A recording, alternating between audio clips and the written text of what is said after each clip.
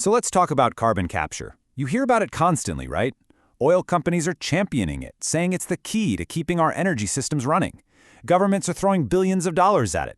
It's this wild intersection of climate science, industrial reality, and a whole lot of public money. But here's the real question we have to get to the bottom of. Is this thing a genuine climate solution, or are we just funding an incredibly expensive delay tactic? So let's follow the money. Let's look at the data, and let's figure it out. Miracle tech or a massive money pit? Okay, first things first, we've got to wrap our heads around the sheer scale of the challenge we're facing. I mean, look at this slide. Last year, the world pumped out around 37 billion tons of CO2. And all the carbon capture plants operating in the world today, well, they can handle about 64 million tons. To put that in perspective, if our global emissions were the height of the Eiffel Tower, our current capture capacity would be about the height of a single step. Yeah, the gap is huge.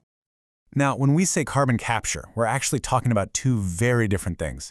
First, there's point source capture. That's the classic idea. You stick a device on a smokestack and grab the concentrated CO2 right as it comes out.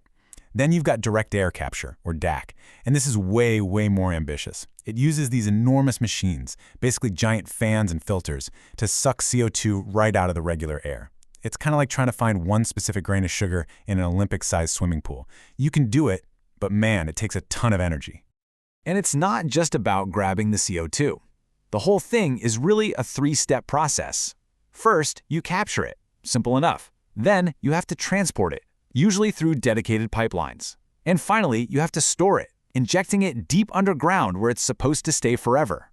The thing is, if any one of these stages fails, the whole system breaks. It's a chain, and it's only ever as strong as its weakest link. So with all that context, let's make the case for carbon capture.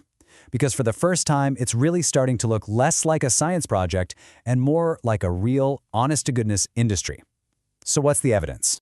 Well, for starters, money talks. And in the U.S. alone, there's a planned capital investment of $77.5 billion for over 270 announced projects. And listen, this isn't just government subsidies. We are talking about major private sector investment from some of the biggest industrial players out there.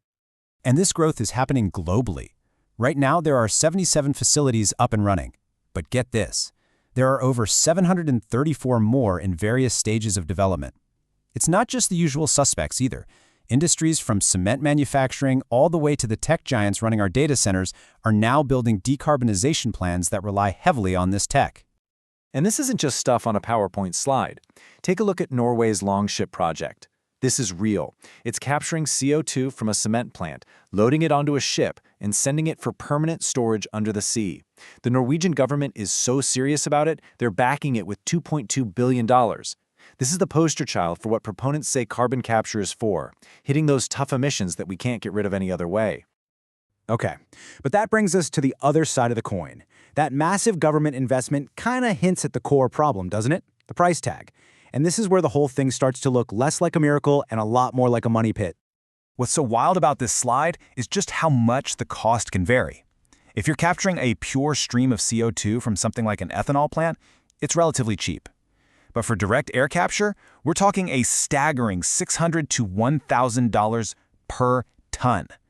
Just to put that into perspective, a typical carbon tax might be around $50 a ton. So for DAC, you're paying at least 12 times more to remove the exact same amount of CO2. And then there's this little catch-22 called the energy penalty. See, a power plant with a carbon capture unit has to burn between 10 and 30% more fuel just to run the capture equipment. It's kind of like trying to bail water out of a sinking boat with a leaky bucket.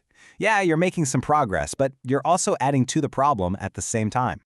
And this slide right here really drives home the economic trade-off. For a lot of uses, especially making electricity, one analysis found that adding carbon capture is 9 to 12 times more expensive than just, switching to renewables. So you have to ask, why would you spend all that money to clean up an old fossil fuel plant when you could build a brand new wind or solar farm for just a fraction of the cost? This leads to what's probably the most sophisticated critique, something called mitigation deterrence. The argument goes like this. If politicians can just point to some future where carbon capture will magically solve everything, it gives them the perfect excuse to approve new fossil fuel projects today. As this one analysis put it, it's a high-cost gamble that risks delaying truly effective mitigation. In other words, the promise of a future solution becomes an excuse for present-day inaction. So what is it? Miracle or money pit? Well, the most realistic answer is, it totally depends on the job you're trying to do.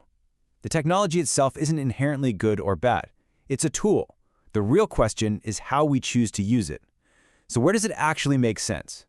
The first, and by far the best, use case is for heavy industries that are just incredibly difficult to clean up.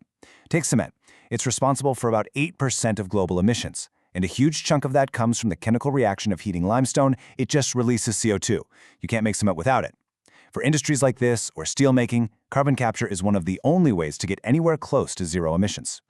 The second place it makes sense is going after the low-hanging fruit. We're talking about sources that already produce a nearly pure stream of CO2, like natural gas processing facilities or ethanol plants. It's the difference between filtering a single drop of ink out of a swimming pool versus just scooping it out of a glass of water. One is a huge, expensive challenge. The other is relatively simple and way, way cheaper. The third strategy is to start thinking bigger. Instead of just building one-off projects, the really smart approach is to build regional networks, shared pipelines and storage hubs that lots of different emitters can plug into. Think about it like the early days of the railroad or the internet. You don't make every company build its own tracks. You build a shared network that brings down the cost for everyone.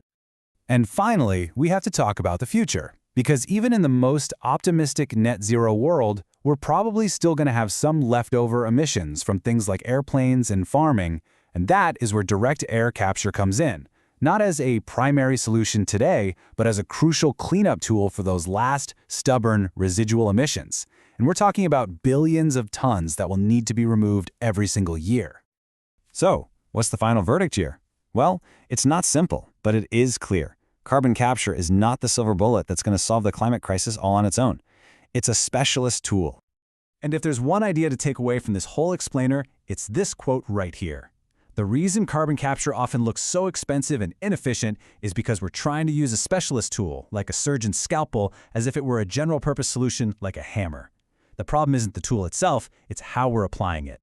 So let's bring it all home. Is it a miracle technology? Yeah, it can be, when it's precisely targeted at those hard-to-abate industries, when it's built with smart, shared infrastructure, and when it's managed with strong government oversight. And is it a money pit? Absolutely, when it's used as a cover to expand fossil fuels or to slow down the much cheaper, faster rollout of renewables. The difference between those two paths isn't just about dollars and cents. It's about whether we actually hit our climate targets or not. And ultimately, that leaves us with a really critical question for the years ahead. We know that carbon capture is a powerful, if very expensive, tool in our climate toolbox.